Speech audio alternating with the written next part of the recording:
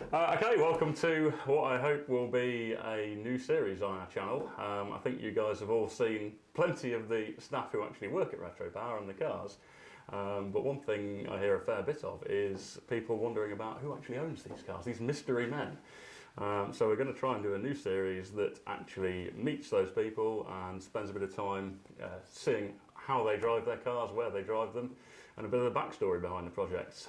So we're starting with Mr. Alasdair Stables, who is the proud owner of a grey Chevette rally car, which perhaps some of the YouTube viewers won't know so well, because I think we finished it before we started the sort of uncut series. That's right. A lot of people know the BEATER Chevette, the black one, which was actually inspired by your car. Your car's one of the few motorsport builds we've done. That's right. But the story starts much further back, so tell us a bit about how it all began. Yeah, so it was, for whatever reason, the first good car that I ever got was a Opel Manta 400 lookalike, and it was the greatest car I think I could ever have wished to own in my life. And unfortunately it didn't last long with me at all. It met an unfortunate end, so I ended up buying the remnants of it back from a breaker. So I found myself with the wheels from this thing and not much else, and for some reason that, when you're 17, 18, 19, justifies sort of strange decisions. And Yes. I remember looking into, it was Cars and Car Conversion at the time, and Peter Maiden Components advert, and I still have it to this day, and it had the advert for the extra wide Chevette body kit, the HSR, and for some reason that just caught my eye. And yeah, long story short, drove down to Peter Maiden Components, bought the whole body kit, and it is the same body kit that's on the car today, as you know, other than the bits we had to replace after. Yes. Yeah. So yeah, back in 1991, bought all the stuff for it, found myself a donor Chevette at the time, not a great one, and made a budget version of it. And then of course life gets in the road, you buy a house, and then the car lies for a few years, and then, Yes. and then about 15 years ago I brought it out of storage, and it was a sorry sight, so it was break it and let's start again and do it properly. And in my head it was always going to be something I could do myself. You know, I'm quite capable and quite practical, and I set to with the shell and started doing all the work using parts from Ian Jemison.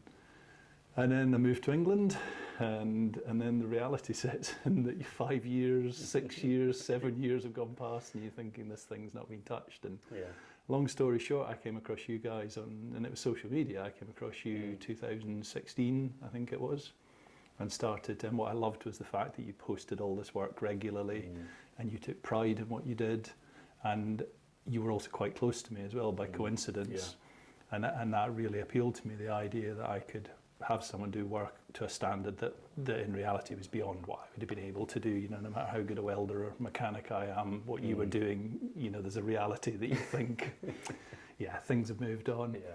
And I came to see you in 2016, I think. I phoned you up and said, and of course, because I'd started my car and other people had worked in it, I think I remember your reaction when I showed you and Nat some photos, and you guys are like, we don't really take on half-finished projects. Yeah, there was definitely some scepticism, but I remember we came over to your place to have a look at it, and I remember it really well. It feels like about 2 days ago. I know, it's unbelievable. I think that was, 7 years ago. Yeah, that is unbelievable.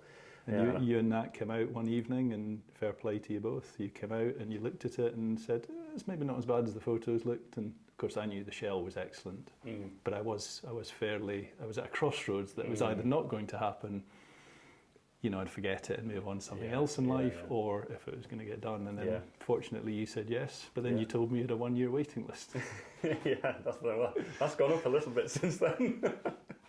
I do remember we were always really sceptical about cars that have already been metalwork, because it's just, you just have this kind of, well, it might be okay, and then it just gradually cascades down into just starting it all again, and that ends up being loads more work than just starting it from in the first place.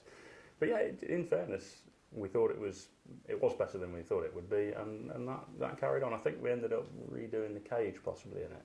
Yeah, redid the cage, redid the boot floor, I think, and the bulkhead, they were the things. But yeah, it was 2017. I was looking back at my diary the other day. I think it was beginning of 17. You gave me the call to say, actually, we can take it a little bit sooner. Yeah.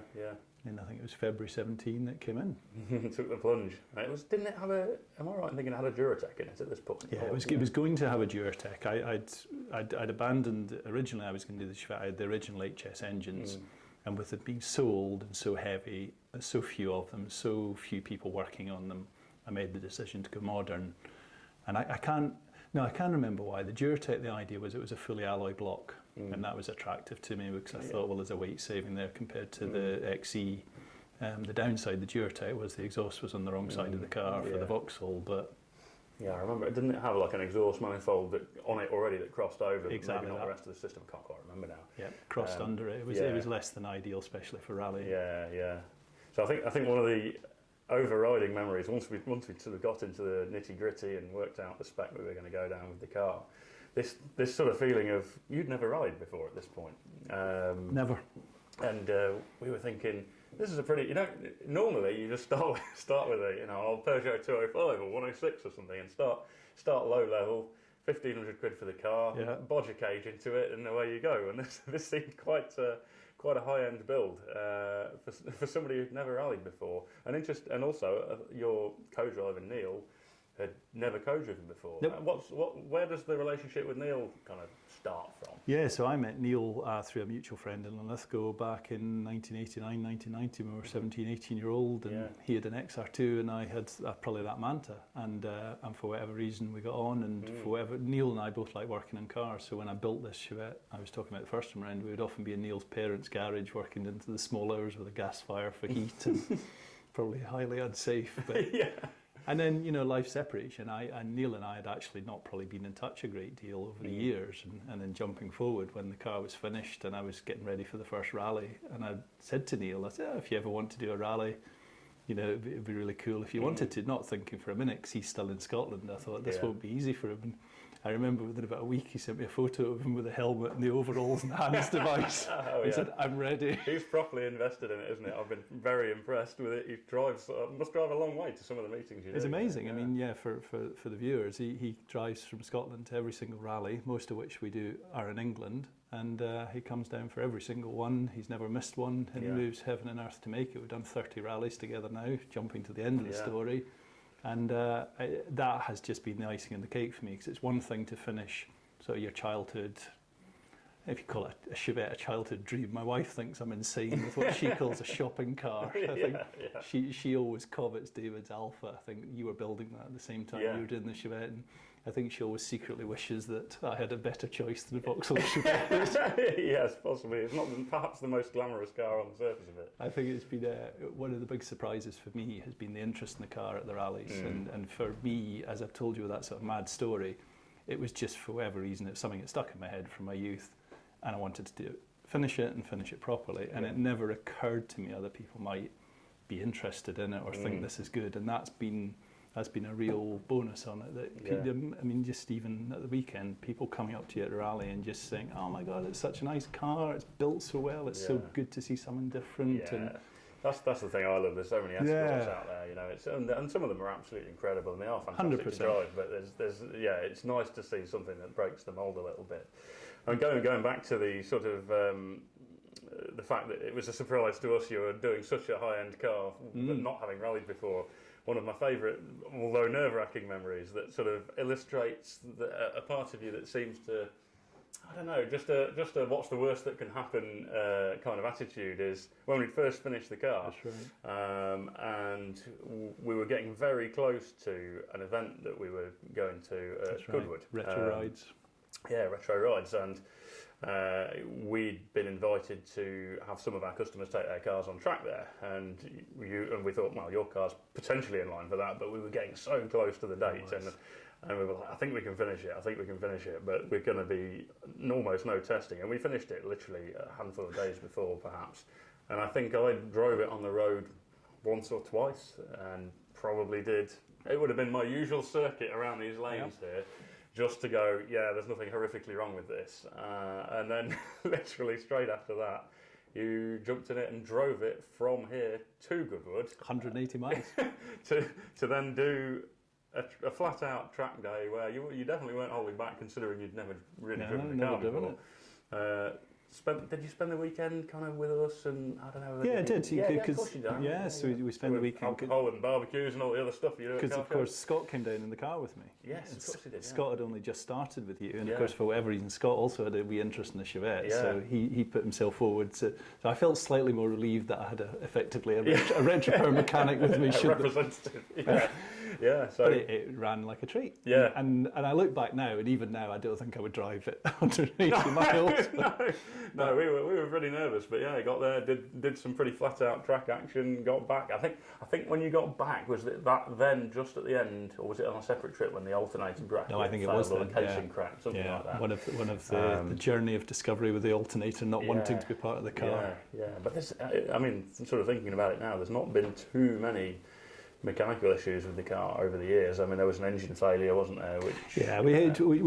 And my feeling is the engine failure was related to the alternator. We didn't have a fail-safe in the ECU that if the volts went down and the fuel pump might suffer. And I don't know. But put it this way, the problems we had with the engine coincided exactly with the alternator failing. So I know that you can, cause and effect and all that, but we certainly, the alternator was the hardest thing to pin down, to get an alternator to be happy on the engine. And we ended up changing so many different things. Touchwood now, it's perfect. Yeah, it's bizarre, isn't it? It's always the things that you least expect. When we're building a car and getting towards the end stages, there's always little things in my mind. I think, well, that might be a problem, that might be a problem. Yeah. And it's never those things. It's always something totally different. Something random. Did your entire alternator casing crack? Yeah, we broke the whole alternator in two angles through one time on a rally. We were doing a 2-day rally. We got to the end of the first day. We just finished the rally, opened the bonnet, the alternator's lying. Literally. You sent me some pictures of that. The half bolted on. Yeah, I think I sent them on to Luke, the chap who makes the alternators, and he just put back a shocked face on WhatsApp. Yeah, never seen that before. Yeah. No, it's been amazing, and it's been a wonderful thing to finish it. I had the encouragement of my brother and my wife behind it, because I think I was, is it worth spending money on it? And am I just being silly? And I just cut my losses? And they were both like, come on, just get it done, do it properly. And it's been... Hopefully no regrets. None whatsoever. And it was an extremely enjoyable process getting the car built. And that was, again, a bit you don't expect, because I, for whatever reason, found it very easy to work with you and Nat and the rest of the team here. The fact you're only 20 minutes from my work, so I was able to pop in coming home. And I think I was quite clear what I wanted built, but I was out of touch with what the latest, that's going on. And I think that was where it worked perfectly, that I was quite clear so that you had a good direction of travel, but at the same time you were able to say, okay, what about, electronics? Why don't we do this? And I never really thought about the electronics. It seemed to me that just worked really nicely, that you gave me the insight from doing this for a living, and I hopefully as a customer was fairly clear and didn't change my mind a great deal. No. This is one of the areas that I think people perhaps don't think about, outsiders who have never had a car built like this. And one of the key things is that project management side of things and planning the overview from the start, so everything can be kept on track. And we don't want the customer to try and specify every particular thing, because that's they haven't got the experience to sort of know how that'll all work, and it's easy for people to fall into the trap of saying, I want this engine, this component, this, and it's like, no, step back from that, and you've kind of got this automatically. But some people, you have to tell them, I just want an overview of what you want. What do you want to use this car for? How do you want it to feel? In your case, obviously, it has to meet regulations for the classes it's in. But for some of the road cars, it tends to be more like, how do you want it to feel? What roads are you going to use it on? You're telling me you want 600 horsepower, but where are you actually going to use this? And it's sort of reining that back and then working out the spec that actually fulfills that brief best. Anyway, what we want to do, more excitingly here, is actually see the car in use. And so we spent a morning with you, actually at Cadwell Park, seeing how a rally goes. And this obviously starts with scrutineering. So what's involved with that? So first thing when you get there before, so we usually scrutineer the day before the rally, so we get a bit relaxed. The scrutineering starts off with a noise test. So every rally we do, you have to do a noise test. It's just a static noise test. Once you've got, assuming you pass the limit, it's usually I think it's 100 decibels at 4,500 RPM. You get a ticket from that, and then you go down to scrutineering, and then at scrutineering, it's fundamentally safety checks. So it's fundamentally things like your seats, your harnesses, your fire extinguishers have to be in date. They want to check the function of the fire extinguisher.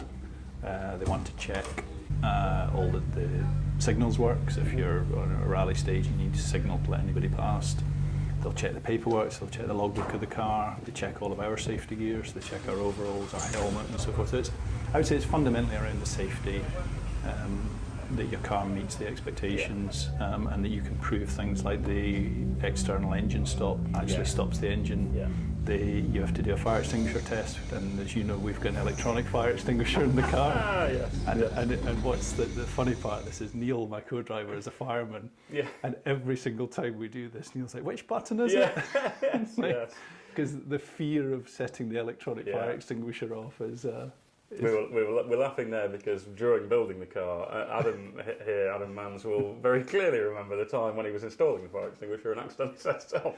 Thankfully, it's like a kind of clear product that comes out, so it wasn't very difficult to clean up. We just had to get it recharged and it was fine. But that certainly livened up his day. Ruinously expensive to refill them, though. Yes, we didn't notice that.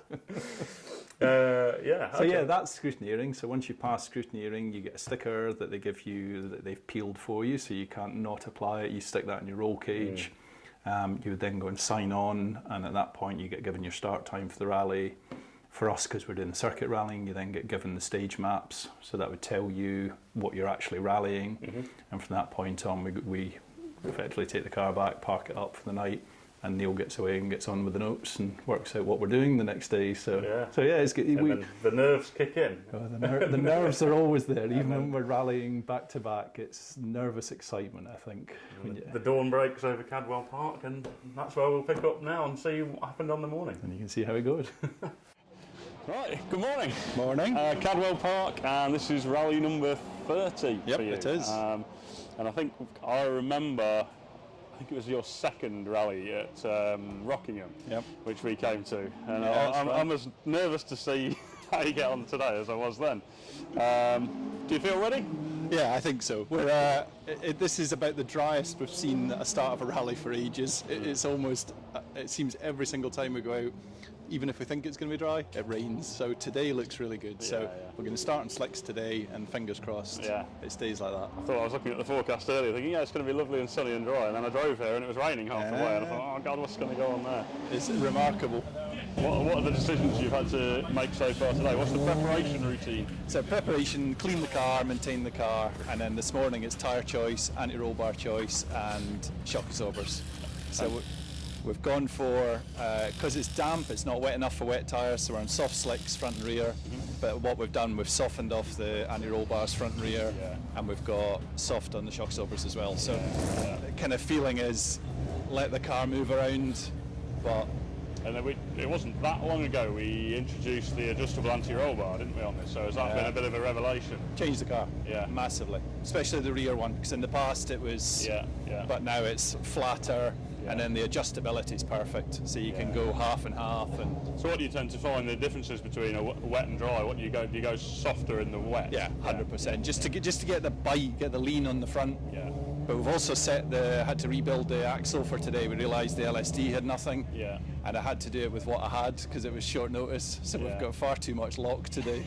So we should have 75 newton meters. I've actually got 130. Right. Okay. So I think we're going to be close to a lock diff for the first couple of stages. So we've got few minutes, 3 or 4 minutes until you've got to start. Yeah, we're 8:52. 5 minutes we want to be rolling. Feeling confident? We're second two-wheel drive. And in theory, the 3 guys behind us are quicker than us. Yeah. But we're better in the championship, Is that because they've done less rounds, or no? Just well, some of them have done less rounds, but only through not failing to finish.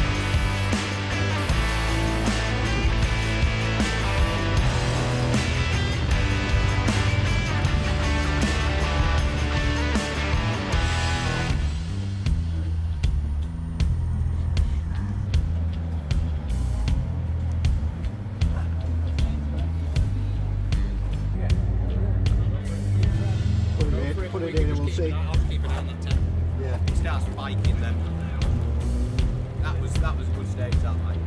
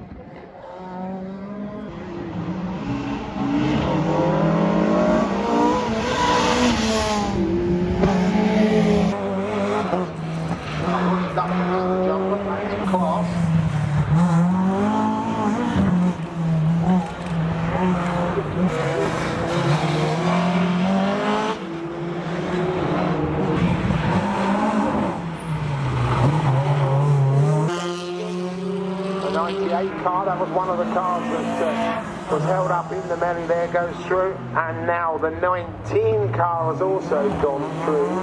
That's Joe Duffy, and Aaron Bramble Cook there having a good little rally as well. Paul Sheard in the MX-5. He goes through.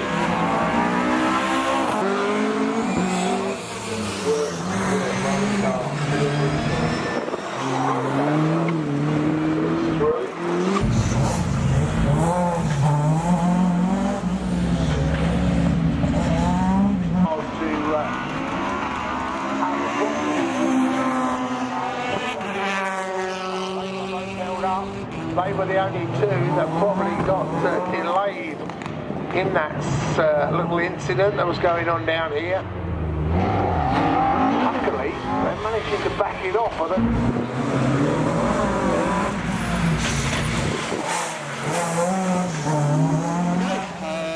Stage 3 out of the way, sitting 4th in class and 4th overall. Yeah. How does it feel? Well, we had a wee bit slip there. We had an off into the grass, so I was actually quite relieved that it wasn't worse than that. I can't remember. It's the bottom of the gooseneck. So when you get up the gooseneck, we put wheels on the grass, so we lost a wee bit of time. So still happy. Other than that, no problem. Car was good, but we've decided to change the tyres for this stage. It felt the rear tyres just wasn't happy on the softs, so we've gone up one stop to the mediums now. Yeah.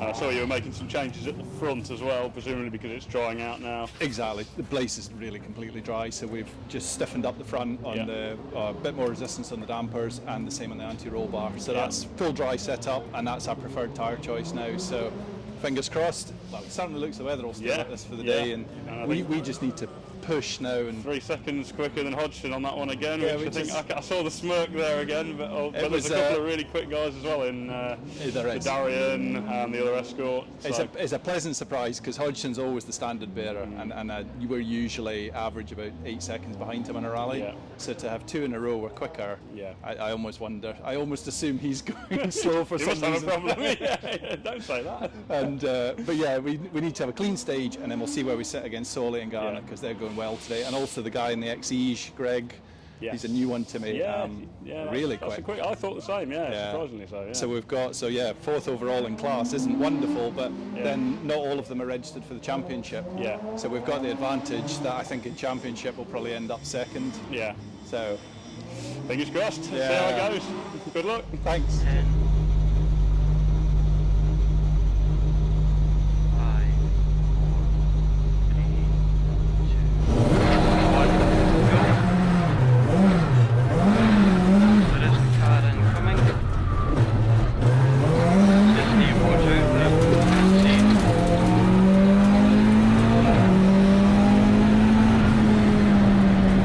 50. Right forward into chicane right entry. Solid. 200,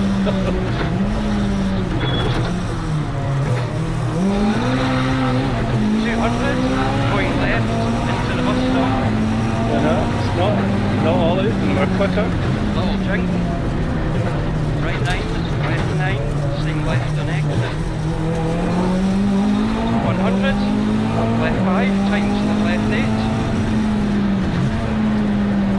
50. Tight left 9. Right 3 over crest, stay right for left 3. Right 5. Into the complex, slight left, slight right, left 9. A little bit of a jink. No. Just been left. Down here. Right 9. Over the mountain. Left 9. Long right 8. 100 down to the B jink. Right 9. Left 8. 100. Slight right. Stay right into tight left 9. And right 9. We're going left at the spot. Left. Chicane. Left entry. Prepared for that. Long left 5. Over crest. Missed it. Right 4 into chicane right entry.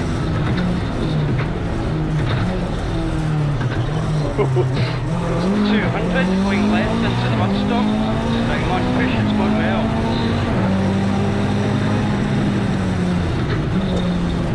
And right 9 and left 9, staying left on exit. 100. Left 5 times the left 8. Missed it. Tight left 9. And right 3 over crest, stay right, left 3. And right 5. And slight right into the complex. And left 9. And slight jing right. Hairpin left.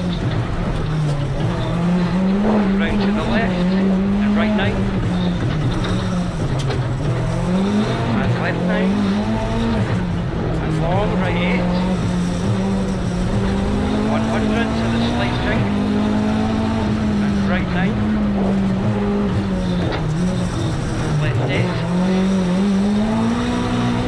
100, slight right, stay right, into tight left 9. And right 9. We're going left again, left. Up to the chicane, left entry. Merge is good. Long left 5 over crest. 50 down the hill.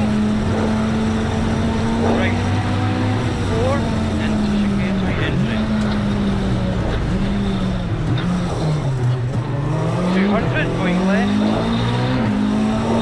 into the bus stop.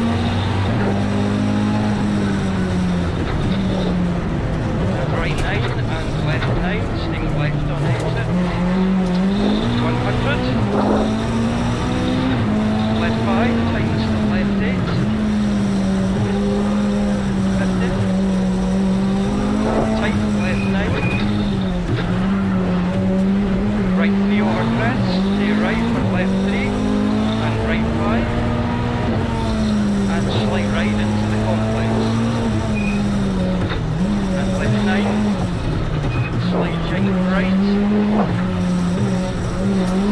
hairpin left, going slightly left here, and right 9,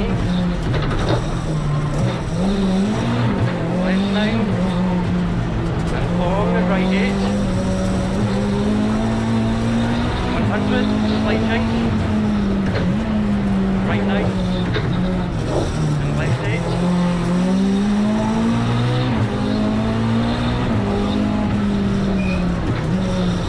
We're going right anyway. Yep. And right 9, and right to the split. 350 up the hill. Ring it out, light braking, stay left for fast right 8.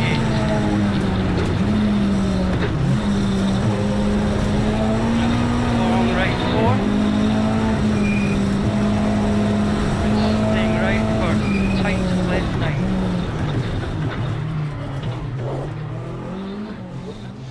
Right, that was stage 5. That was. I just watched that and you were on it, I would say. I mean, you've been pushing throughout the morning, but I have to say that's the first time I was like, oh God, don't overdo it. How did it feel? It felt really quick. We were absolutely pushing like crazy. It was just, everything felt hooked up and perfect. The tyre combination, the stage is good.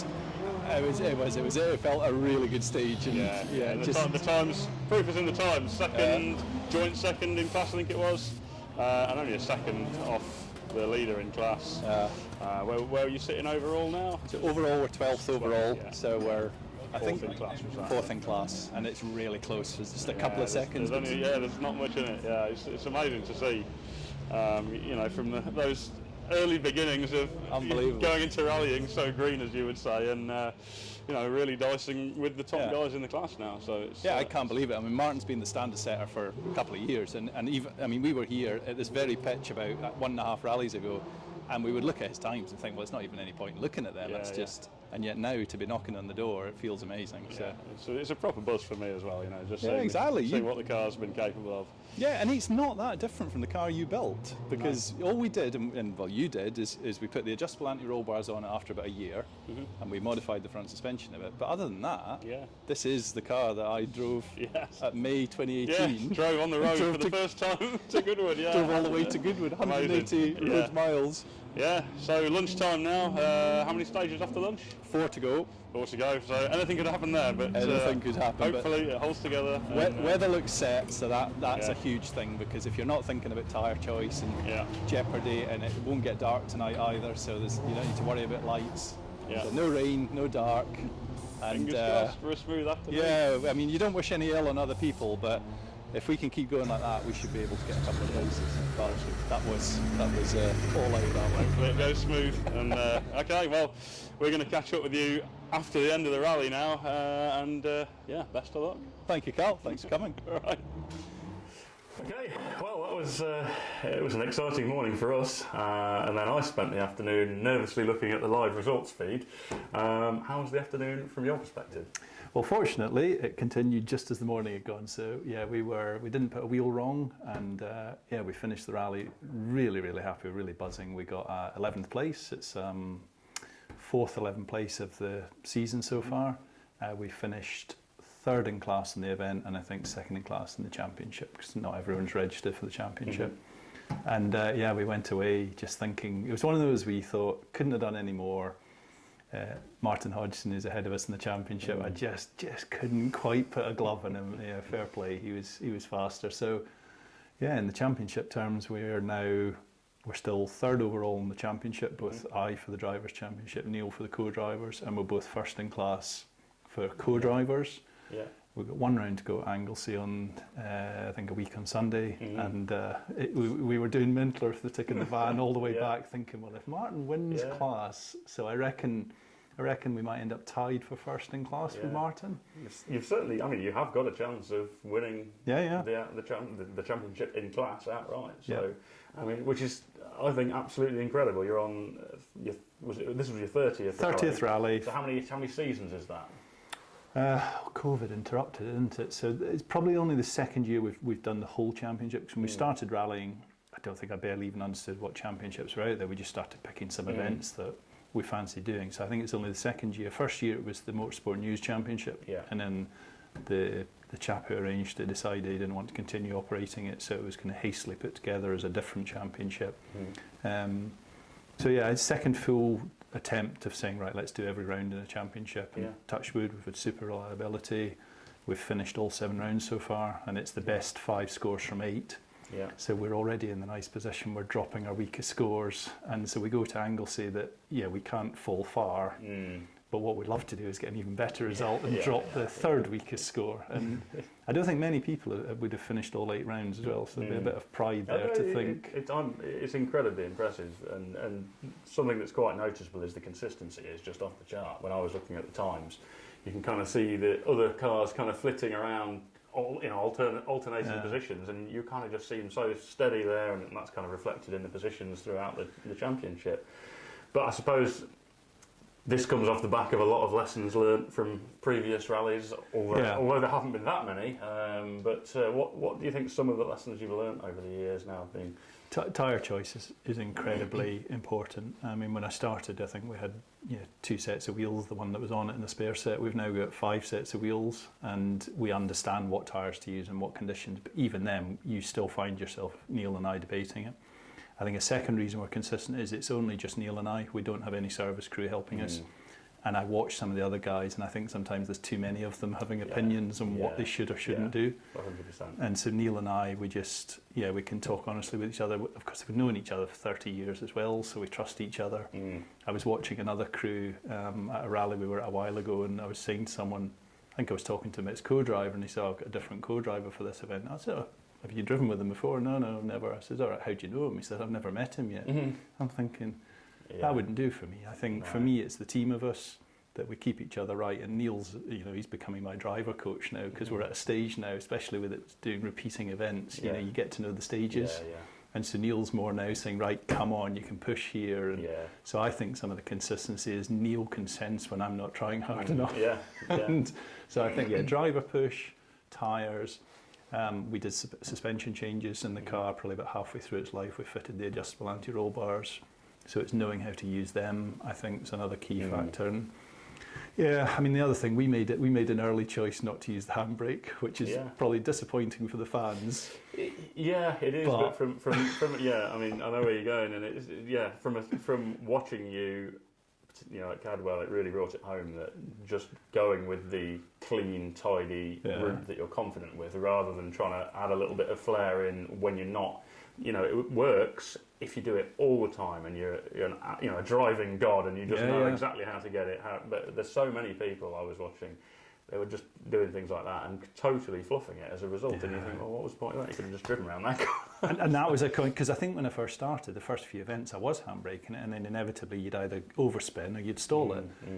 But it was funny, you felt a sort of implied pressure. Well, you're a rally driver, you should be awesome in a handbrake. And I've actually watched in car from a guy called David Henderson, who was competing in a Mark II at the time, and he was setting overall fastest stage times, and he wasn't using a handbrake. And that felt like I then had permission to not use a handbrake. You're thinking, well, if the guy is quickest overall, quicker than R5s in some stages, you're thinking, the question has been answered. So I think it's common sense approach, great co-driver, and just understanding tyres. That's been a big one. When we first started using Michelin's, that was a eureka moment. You've absolutely waxed lyrical about those tyres to me. Well, it was funny because Neil's sitting in the passenger seat saying, I think you should get those Michelin's. I said, Neil, I think you should help pay for them. and this kind of banter had gone on for quite a while, and I can't remember what was the tipping point, and we got them. It was for a Donington rally, and it was just like, oh my God. We were in 6th gear going up Craner curves, so you ran in reverse, and we were in pulling 6th gear without, you could have just been sitting there, most relaxed man in the East Midlands. So it's been those things, I think, pulling them together, and me getting better as well. Seat time. By doing a championship, you're in the car every few weeks. And So something for me, going back to it just being the two of you, I thought it was very noticeable. The relationship between the two of you is so calm and controlled, and you've got your sort of routine nailed. And I agree, you're kind of alluding to that. There tends to be a lot of kind of drama and stuff being rushed at the last minute. And I said to you on the day, I just think, well, why are you doing this now? You've had ages to prepare the car for the event.